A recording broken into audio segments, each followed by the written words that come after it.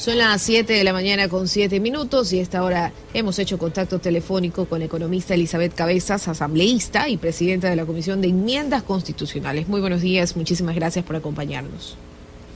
Qué gusto, Luisa María, un saludo cordial a usted y a todos quienes nos están escuchando en el país entero. Asambleísta, precisamente tocábamos el tema del Consejo de Participación Ciudadana y Control Social, que es uno de los puntos a tratar en medio de estas enmiendas constitucionales. Primero consultarle cómo está, en qué estatus está el tema, ¿no? Bueno, justamente la semana pasada, el día miércoles, la Asamblea Nacional debatió largamente este importantísimo tema, tal vez el más relevante que la Asamblea tenga ya como balance final de este periodo legislativo. Es una reforma a la Constitución de la República, que es la Carta Magna, y en esa línea justamente hemos cerrado ese primer debate. Estos tres temas que son parte de la consulta a través de esta reforma que ha sido planteada, tiene que ver el uno justamente con la eliminación del Consejo de Participación, la otra el tema de la bicameralidad, la creación de una segunda cámara en el país, y el tercero la independencia de la Fiscalía.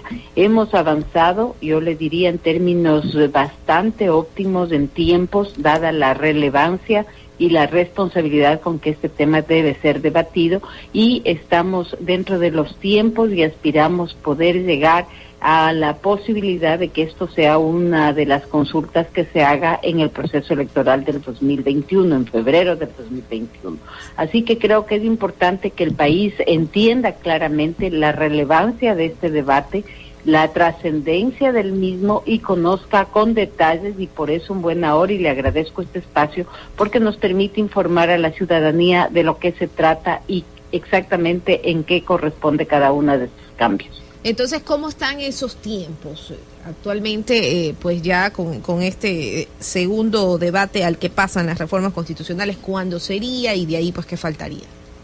Ya, a ver, claramente la Constitución en el artículo 442 prevé la posibilidad de hacer cambios en los textos de la Constitución vía reformas, que es este camino que se ha escogido en este caso.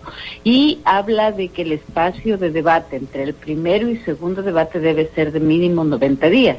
Por lo tanto, nosotros preveemos que para finales de diciembre, cumpliendo con estos tiempos, se pueda dar este importante debate, pero en este interín de tiempo, en estos 90 días, realmente el trabajo de la comisión será redactar textos y recabar información suficiente que permita definir ya las posiciones sobre estos tres grandes puntos.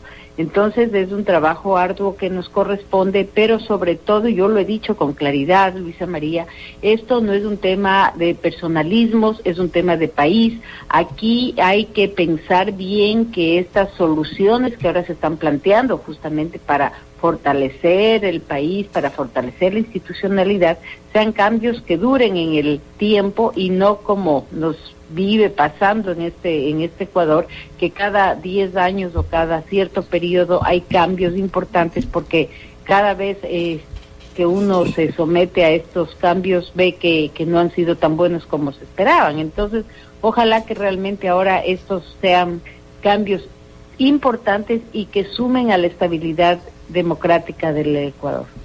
Y una vez entonces que ya se trata el tema 90 días, ahí sí ya podría ser que alcancen para ir con esta papeleta también en los comicios de febrero de 2021.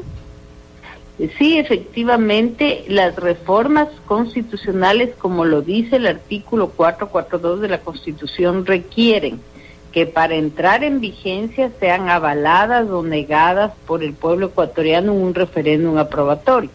Por ello es relevante comentar que en el caso, por ejemplo, del Consejo de Participación Ciudadana y Control Social, dentro de la Asamblea hay, yo diría, una vocería casi general de que esta institución debe desaparecer, no solamente por lo que nos quedó debiendo como institución en todos estos años, una falta total de acciones dirigidas a combatir la corrupción, haber más bien estatizado la participación ciudadana, entre otros de los temas que se cuestionan a esta institución, sino también haber designado autoridades que jamás hicieron nada para relevar y para trabajar en estos ámbitos que le fueron designados. Y en esa línea, una vez que se manifieste la Asamblea, todo esto debe ir para un apoyo de la ciudadanía o para una negación de parte de los ciudadanos. Los otros dos temas fundamentales son los temas de generar una segunda cámara. El Ecuador ya ha vivido muchos años con un sistema legislativo bicameral, es decir, tener un Senado y tener una Cámara de Representantes. Ahora el planteamiento es similar y lo que queremos es ver cómo fortalecer la institución legislativa más allá de cámaras y más allá del modelo per se, porque esa no va a ser ninguna garantía de que se logren superar los vicios y los errores que ahora justamente le tienen a la Asamblea en un nivel de credibilidad tan bajo y de desconfianza ciudadana. Entonces hay que hacer todo unas reformas importantes, pero también procesos, por ejemplo, en el ámbito de los partidos y movimientos políticos, de buena selección de los candidatos. No puede ser que los partidos políticos sigan privilegiando la cantidad de fama y los influencers y los seguidores que tenga una persona en lugar de privilegiar la capacidad, la experiencia, la seriedad, la responsabilidad, la madurez de un ciudadano para que vaya a ocupar una curul en la Asamblea Nacional. Mientras el sistema de selección y de promoción de los partidos políticos siga siendo el mismo, es decir, buscar a famosos, y sin esto quiero hacer peyoritario mi comentario, pero sí personas que no están en la capacidad de dedicarse a la tarea legislativa con el tiempo y la responsabilidad que eso merita, mientras los partidos y movimientos privilegien este tipo de perfiles y no privilegien gente de responsabilidad preparada en estas líneas, en estas carreras, en estas profesiones, ningún cambio de la estructura ni de la arquitectura legislativa va a dar otros resultados diferentes. Son las 7 de la mañana con 14 minutos y estamos dialogando con la economista Elizabeth Cabezas, quien es asambleísta y presidenta de la Comisión de Enmiendas Constitucionales. Precisamente entonces tocando estos puntos tan trascendentales, aclarando dudas, ¿no? De eliminarse el Consejo de Participación Ciudadana y Control Social, que era el primer punto que usted tocaba, ¿cómo quedaría entonces el tema? ¿Sería la Asamblea la que se encargaría de ciertas designaciones?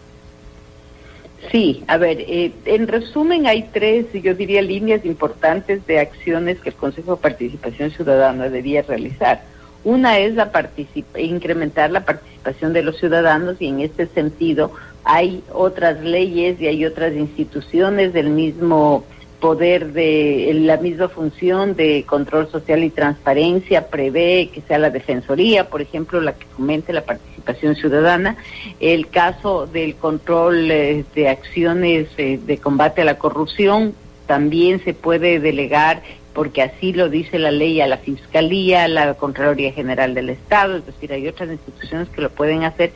Y en el tema de designación de autoridades sería el Poder Legislativo el que retome esta potestad, incorporando los mecanismos de selección que se han ido trabajando durante estos últimos años, es decir, a través de procesos de concursos, a través de procesos de selección, a través de un proceso de veeduría, es decir, hacer yo diría, una etapa de selección importante que garantice que quienes vayan no sean ahora sí los amigos y los cognatos de quienes ocupen cargos importantes, sino más bien que sea un proceso también ciudadano, pero muchísimo más afinado, con más detalle y sin obviamente caer en el pecado que cayó el Consejo de Participación, que fue designar, ¿no es cierto?, coincidencialmente a los esposos y a los amiguitos del poder de turno. Eso no puede volver a pasar, y ahí es donde este Consejo de Participación quedó debiendo al país, y además quedó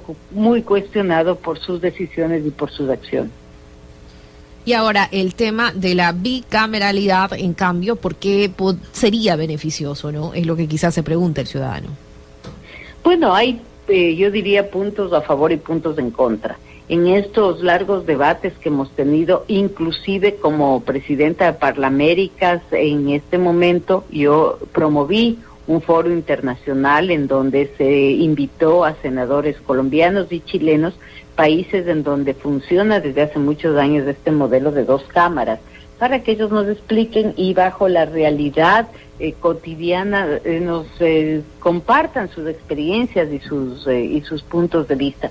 Y en esta línea hemos tenido puntos favorables y puntos también que de oposición. Justamente Chile este momento está convocando a un referéndum para regresar a un modelo unicameral. Entonces, no siempre los nuevos modelos y la arquitectura que pueda tener el modelo legislativo son la panacea para solucionar los problemas de los países. Aquí tienen que darse, como he dicho, otro tipo de acciones y de medidas que permitan una selección adecuada, por ejemplo, de quienes vayan a estas representaciones. Nadie nos garantiza que el día de mañana, con 2 cámaras, igual en la segunda cámara o en la Cámara de Senadores, tengamos representantes que se les cuestione por actos de irregularidad, porque definitivamente eso no nos puede garantizar absolutamente nadie.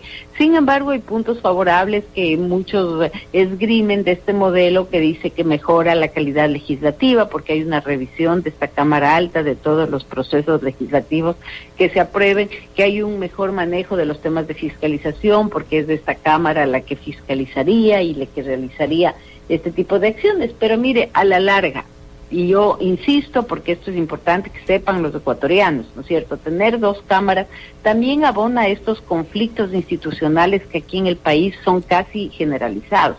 O sea, aumenta un actor más dentro de estos conflictos, y cuando el país decidió eliminar la bicameralidad es porque había mucha pugna entre estas 2 cámaras, dentro del mismo Poder Legislativo, quienes eran parte de la Cámara de Senadores y quienes eran parte de la Cámara de Representantes. Entonces, hay que analizarlo bien. Me parece que hay bastantes vocerías positivas en este sentido, pero también hay serios cuestionamientos. Así que creo que eso es el gran debate que el país debe tener, y entender que no siempre la solución de los problemas está en las sábanas. O sea, hay cosas mucho más profundas y hay que entender y analizar con profundidad, con responsabilidad y con capacidad suficiente para entender que no somos nosotros quienes vamos a ser ni beneficiarios ni perjudicados de esta decisión. Va a ser el pueblo ecuatoriano y en general el país. Así que en esa línea creo que hay un tiempo importante para debatirlo, y yo estoy seguro que se tomará las mejores decisiones. Finalmente, asambleísta, el tema de la independencia de la Fiscalía. Bueno, este es otro tema también muy, muy importante. De hecho, la Fiscalía es el órgano más importante en el ámbito de la investigación y el combate a la corrupción en este momento. La señora fiscal lo que ha esgrimido es la necesidad que ella tiene de ser independiente independiente en la decisión, por ejemplo, de sus fiscales. Este rato hay un déficit como de 400 fiscales para poder combatir y atacar todos los casos de corrupción que maneja la Fiscalía en este momento. Y también ha esgrimido la necesidad de que cuando se dan sanciones, supresión de partidas de fiscales y todo, ella debe conocer, porque claro, es parte de una planificación que ella la debe manejar de manera independiente. Sin embargo, también hay los puntos de vista de quien preside, por ejemplo, la Corte Nacional de Justicia, que dice que la Fiscalía es parte del sistema judicial y por lo tanto tampoco puede quedar totalmente desligada de esta triada que hacen las instituciones dentro del ámbito de la justicia, porque son acciones coordinadas, son acciones que se manejan de manera complementaria, y por lo tanto este vínculo tiene que mantenerse. Así que aquí hay que buscar un adecuado equilibrio. La Fiscalía es la arteria fundamental para todas las acusaciones desde el Estado y desde los ámbitos de delincuencia en perjuicio de los recursos públicos, y en ese sentido hay que trabajar bien para tampoco tener una amenaza en una fiscalía que en un momento determinado puede convertirse también en una herramienta de persecución política, que es lo que se ha esgrimido dentro de la Asamblea Nacional. Así que creo que son temas, por eso yo decía, muy relevantes, y por eso la responsabilidad que este momento me corresponde como presidenta de la comisión, además una comisión que está conformada por las distintas bancadas dentro de la Asamblea Nacional y que con justo derecho tienen vocerías y posiciones distintas las unas de las otras. Son las 7 de la mañana con 22 minutos. Hemos estado dialogando con la economista Elizabeth Cabezas, asambleísta y presidenta de la Comisión de Enmiendas Constitucionales. Muchísimas gracias por habernos acompañado. A usted un buen día y un buen fin de semana para todos los ecuatorianos. Un abrazo grande. Que tengan un excelente resto de viernes. Nos vamos al espacio publicitario.